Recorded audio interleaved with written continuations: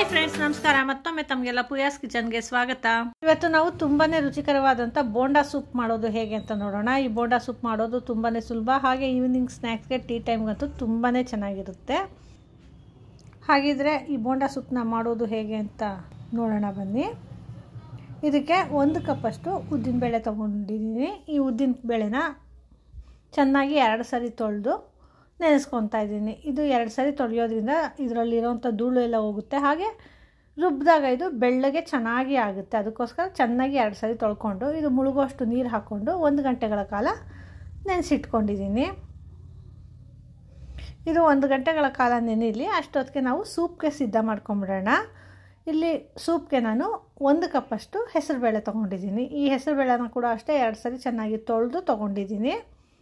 ಈಗ ಇದಕ್ಕೆ 2 ಟೊಮೆಟೊನ ಈ ರೀತಿ ಸಣ್ಣದಾಗಿ ಕಟ್ ಮಾಡಿ ಹಾಕ್ಕೊಂಡಿದ್ದೀನಿ. ಹಾಗೆ 1 ಇಂಚಷ್ಟು ಶುಂಠಿನ ಸಣ್ಣದಾಗಿ ಕಟ್ ಮಾಡಿ ಹಾಕ್ಕೊಂಡಿದ್ದೀನಿ. ಬಾಯಿಗೆ ಶುಂಠಿ ಸಿಗೋದು ಬೇಡ ಅನ್ನೋದಾದರೆ ತುರ್ದಿ ಕೂಡ ಹಾಕ್ಕೋಬೋದು. ಹಾಗೆ ಒಂದು 4-5 ಹಸಿಮೆಣಸಿನ್ಕಾಯಿನ ಈ ರೀತಿ ಸ್ಲಿಟ್ ಮಾಡಿ ಹಾಕ್ಕೊಂಡಿದ್ದೀನಿ. ಮತ್ತು ಒಂದು ಅರ್ಧ ಟೀ ಸ್ಪೂನಷ್ಟು ಅರಿಶಿನ ಹಾಕ್ಕೊಂಡಿದ್ದೀನಿ. ಮತ್ತು ಇದೆಲ್ಲ ಚೆನ್ನಾಗಿ ಬೇಯೋದಕ್ಕೆ 1 ಟೀ ಸ್ಪೂನಷ್ಟು ಎಣ್ಣೆ ಕೂಡ ಹಾಕ್ಕೊಂಡಿದ್ದೀನಿ. ಈಗ ಇದು ಮುಳುಗೋಷ್ಟು ನೀರು ಹಾಕ್ಕೊಂಡು ಒಂದು ಲಿಡ್ ಕ್ಲೋಸ್ ಮಾಡಿ 2 ವಿಷಲ್ ಕೂಗಿಸ್ಕೊಳ್ಳೋಣ. 2 ವಿಷಲ್ ಕೂಗಿಸೋದ್ರಿಂದ ಹೆಸರುಬೇಳೆ ಚೆನ್ನಾಗಿ ಸಾಫ್ಟಾಗಿ ಬೇಯುತ್ತೆ, ಹಾಗೆ ಟೊಮೆಟೊ ಎಲ್ಲ ಕೂಡ ಚೆನ್ನಾಗಿ ಬೆಂದ್ಕೊಳ್ಳುತ್ತೆ. ನೋಡಿ, ಈಗ ಇದು 2 ವಿಷಲ್ ಕೂಗಿ ಪ್ರೆಷರೆಲ್ಲ ಬಿಟ್ಟಿದೆ. ಈಗ ಇದನ್ನ ಓಪನ್ ಮಾಡಿ ನೋಡ್ತಾ ಇದ್ದೀನಿ. ನೋಡಿದ್ರೆ ಬೇಳೆ ಟೊಮೆಟೊ ಎಲ್ಲ ಚೆನ್ನಾಗಿ ಬೆಂದಿದೆ. ಈ ರೀತಿ 1 ಸ್ಪೂನ್ ತೊಗೊಂಡು ಚೆನ್ನಾಗಿ ಅದನ್ನ ಸ್ಮ್ಯಾಶ್ ಮಾಡ್ಕೋಬೇಕು. ಈಗ ಆಗ ಹೆಸರುಬೇಳೆ ಎಲ್ಲ ಚೆನ್ನಾಗಿ ಸ್ಮ್ಯಾಶ್ ಆಗಿ ಹೊಂದ್ಕೊಳ್ಳುತ್ತೆ. ಅದಕ್ಕೋಸ್ಕರ ಈ ರೀತಿ ಸ್ಪೂನಲ್ಲಾದರೂ ಬೀಟ್ ಮಾಡ್ಕೋಬೋದು, ಅಥವಾ ಬೀಟರ್ ಸಹಾಯದಿಂದ ಕೂಡ ಬೀಟ್ ಮಾಡ್ಕೋಬೋದು. ಈಗ ಇದಕ್ಕೆ ನಮಗೆ ಯಾವ ಕನ್ಸಿಸ್ಟೆನ್ಸಿಲಿ ಸೂಪ್ ಸಿದ್ಧ ಆಗಬೇಕೋ ಅಷ್ಟು ನೀರು ಹಾಕ್ಕೊಂಡು ಮಿಕ್ಸ್ ಮಾಡಿಕೊಂಡು ಇದೊಂದು ಸರಿ ಚೆನ್ನಾಗಿ ಮಿಕ್ಸ್ ಮಾಡ್ಕೊಳ್ಳಿ. ಈಗ ಇದನ್ನ ಮಿಕ್ಸ್ ಮಾಡಿಕೊಂಡು ಇದಕ್ಕೆ ರುಚಿಗೆ ತಕ್ಕಷ್ಟು ಉಪ್ಪು ಹಾಕ್ಕೊಂಡಿದ್ದೀನಿ. ಈಗ ಇದಕ್ಕೆ ಒಂದು ಒಗ್ಗರಣೆ ಕೊಟ್ಕೊಳ್ಳೋಣ. ಈ ಒಗ್ಗರಣೆಗೆ ನಾನು 1 ಟೀ ಸ್ಪೂನಷ್ಟು ಎಣ್ಣೆ ತೊಗೊಂಡಿದ್ದೀನಿ. ಎಣ್ಣೆ ಕಾದ ನಂತರ ಒಂದು ಅರ್ಧ ಟೀ ಸ್ಪೂನಷ್ಟು ಸಾಸಿವೆ, ಹಾಗೆ ಒಂದು ಅರ್ಧ ಟೀ ಸ್ಪೂನಷ್ಟು ಜೀರಿಗೆ ಹಾಕ್ಕೊಂಡು ನಂತರ ಇದಕ್ಕೆ ಸ್ವಲ್ಪ ಹಿಂಗೆ ಹಾಕ್ಕೊಂಡಿದ್ದೀನಿ. ಮತ್ತು 1-2 ಕಡ್ಡಿಯಷ್ಟು ಕರಿಬೇವು ಹಾಕ್ಕೊಂಡಿದ್ದೀನಿ. ಈ ಒಗ್ಗರಣೆ ಎಲ್ಲ ಚೆನ್ನಾಗಿ ಬಾಡಿದ ನಂತರ ಈಗಾಗಲೇ ಕುದೀತಾ ಇರೋಂಥ ಸೂಪ್ಗೆ ಹಾಕ್ಕೊತಾ ಇದ್ದೀನಿ. ಈಗ ಹಾಕ್ಕೊಂಡು ಈ ಒಗ್ಗರಣೆನ ನಂತರ ಇದಕ್ಕೆ ಸಣ್ಣದಾಗಿ ಕಟ್ ಮಾಡ್ಕೊಂಡಿರೋಂಥ ತೆಂಗಿನಕಾಯಿ ಪೀಸ್ ಹಾಕ್ಕೊಂಡಿದ್ದೀನಿ. ಈ ತೆಂಗಿನಕಾಯಿ ಪೀಸ್ ಹಾಕ್ಕೊಳ್ಳೋದ್ರಿಂದ ಮಧ್ಯೆ ಮಧ್ಯೆ ಬಾಯಿಗೆ ಸಿಕ್ಕಿದಾಗ ತುಂಬ ರುಚಿಯಾಗಿರುತ್ತೆ. ಹಾಗೆ ಸಣ್ಣದಾಗಿ ಕಟ್ ಮಾಡ್ಕೊಂಡಿರೋಂಥ ಕೊತ್ತಂಬರಿ ಸೊಪ್ಪು ಕೂಡ ಹಾಕ್ಕೊಂಡಿದ್ದೀನಿ. ಹೀಗೆ ಹಾಕ್ಕೊಂಡು ಚೆನ್ನಾಗಿ ಮಿಕ್ಸ್ ಮಾಡ್ಕೋಬೇಕು. ನೋಡಿ, ಇದು ಚೆನ್ನಾಗಿ ಕುದಿಯೋದಕ್ಕೆ ಶುರುವಾಗಿದೆ, ಹಾಗೆ ಸೂಪೆಲ್ಲ ಚೆನ್ನಾಗಿ ಹೊಂದ್ಕೊಂಡಿದೆ. ಕನ್ಸಿಸ್ಟೆನ್ಸಿ ಕೂಡ ಅಷ್ಟೇ, ನೋಡಿ ಕರೆಕ್ಟಾಗಿದೆ ಕನ್ಸಿಸ್ಟೆನ್ಸಿ. ಈಗ ಇದನ್ನ ಸ್ಟವ್ ಆಫ್ ಮಾಡ್ಕೊಂಬಿಡ್ಬೇಕು. ಈಗ ನೋಡಿ, ಇಲ್ಲಿ ನಾನು ಸೂಪ್ದು ಕನ್ಸಿಸ್ಟೆನ್ಸಿನ ಮತ್ತೊಂದು ಸಾರಿ ತೋರಿಸ್ತಾ ಇದ್ದೀನಿ. ನೋಡಿದ್ರೆ ಎಷ್ಟು ಚೆನ್ನಾಗಿ ಕನ್ಸಿಸ್ಟೆನ್ಸಿ ಇದೆ. ಈ ಕನ್ಸಿಸ್ಟೆನ್ಸಿಲಿದ್ದರೆ ಆ ಬೋಂಡಾಗೆ ಈ ಸೂಪ್ ತುಂಬ ಚೆನ್ನಾಗಿ ಹೊಂದ್ಕೊಳ್ಳುತ್ತೆ.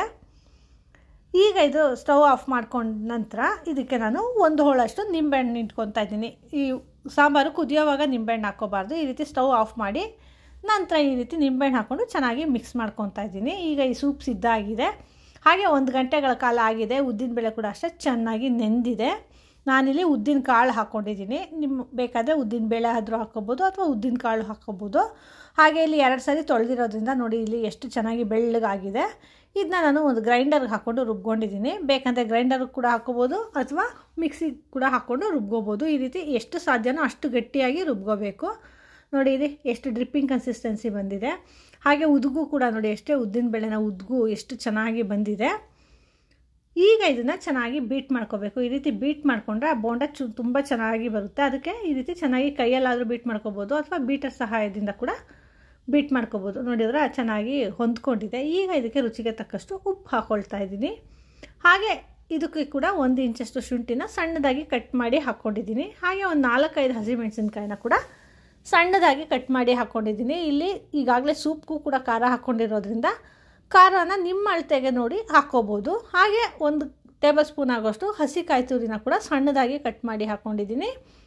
ಹಾಗೆಯೇ ಸಣ್ಣದಾಗಿ ಕಟ್ ಮಾಡ್ಕೊಂಡಿರೋಂಥ ಕೊತ್ತಂಬರಿ ಸೊಪ್ಪು, ಹಾಗೆ ಒಂದು ಅರ್ಧ ಟೀ ಸ್ಪೂನಷ್ಟು ಕಾಳು ಮೆಣಸನ್ನ ಹಾಕ್ಕೊಂಡಿದ್ದೀನಿ. ಈಗ ಇದನ್ನೆಲ್ಲ ಚೆನ್ನಾಗಿ ಹೊಂದ್ಕೊಳ್ಳೋಂಗೆ ಮಿಕ್ಸ್ ಮಾಡ್ಕೋಬೇಕು. ನೋಡಿ, ಈ ರೀತಿ ಚೆನ್ನಾಗಿ ಮಿಕ್ಸ್ ಮಾಡಿಕೊಂಡು ನಮಗೆ ಈ ಬೋಂಡಾ ಸೂಪ್ಗೆ ಬೋಂಡ ಯಾವ ಸೈಜಲ್ಲಿ ಬೇಕೋ ಆ ಸೈಜಲ್ಲಿ ಹಿಟ್ಟು ತೊಗೋಬೇಕು. ಹಾಗೆ ಈ ಬೋಂಡ ಸ್ವಲ್ಪ ದಪ್ಪದಾಗಿದ್ದರೆ ಚೆನ್ನಾಗಿರುತ್ತೆ. ನೋಡಿ, ಇಲ್ಲಿ ಕನ್ಸಿಸ್ಟೆನ್ಸಿ ಡ್ರಿಪ್ಪಿಂಗ್ ಕನ್ಸಿಸ್ಟೆನ್ಸಿ ಎಷ್ಟು ಚೆನ್ನಾಗಿ ಬರ್ತಾಯಿದೆ ನೋಡಿದ್ರೆ.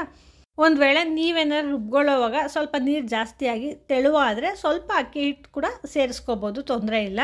ಆದರೆ ಅಕ್ಕಿ ಹಿಟ್ಟು ಸೇರಿಸ್ಕೊಳ್ದೆ ಬರೀ ಉದ್ದಿನ ಹಿಟ್ಟಲ್ಲಿ ಮಾಡಿದ್ರೆ ತುಂಬ ಚೆನ್ನಾಗಿರುತ್ತೆ. ನೋಡಿ ಇಲ್ಲಿ ನಾನೀಗ ಎಣ್ಣೆ ಕಾದಿದೆ, ಹಾಗಾಗಿ ಈ ಕಾದಿರೋಂಥ ಎಣ್ಣೆಗೆ ಈ ಬೋಂಡಗಳನ್ನ ಬಿಟ್ಕೊತಾ ಇದ್ದೀನಿ.